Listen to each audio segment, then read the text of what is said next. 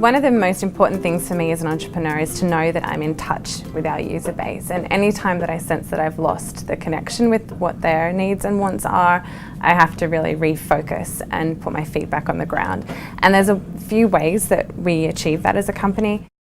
One is that we've embedded a feedback form in our application, and we encourage users to provide us with feedback on what features they'd like, what's working for them, what's not. And so at any given time we have a running list of features that have been requested and a tally of how many users have suggested that feature.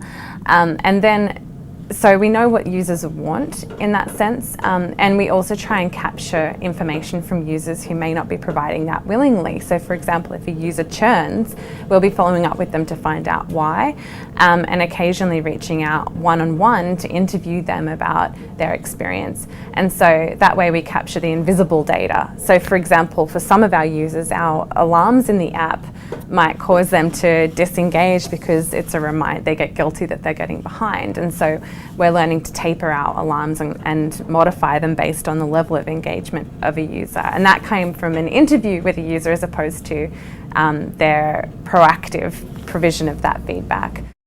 There's a second layer of this, which is that you shouldn't necessarily just build what people ask for.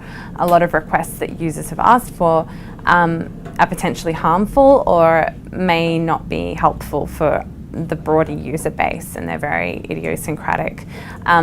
We deal with that in two ways. We do allow for customization in the app so that it can be a personalised experience, because no person's eating disorder is the same. Every healthcare condition is different. But secondly, we do seek clinical advice from our clinical advisory board and make sure that we are absolutely on top of best practices. So if something's running counter to that, we get a clinical perspective. One example of that is taking photos of food. This is something which is not a best practice in cognitive behavioural therapy, but that our users and clinicians have been asking for as a way to detect whether a user's perception of portion size is accurate, and also to have a look at exactly what they're eating as opposed to writing that in. And we sought clinical feedback on this from 3 industry thought leaders, and they actually got together to talk about this because it's not something that had ever come up before in treatment. And they agreed collectively that this probably would be a good idea and would not have adverse consequences. So, we have on the one hand user-suggested feedback, and then also validating that with a clinician before we build the feature.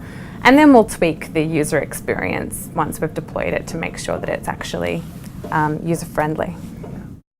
The best advice I can give you is perfect is the enemy of good. Be scrappy, get it out there. The faster that you can get something out there, the more energized you'll be and the less speculative you'll be.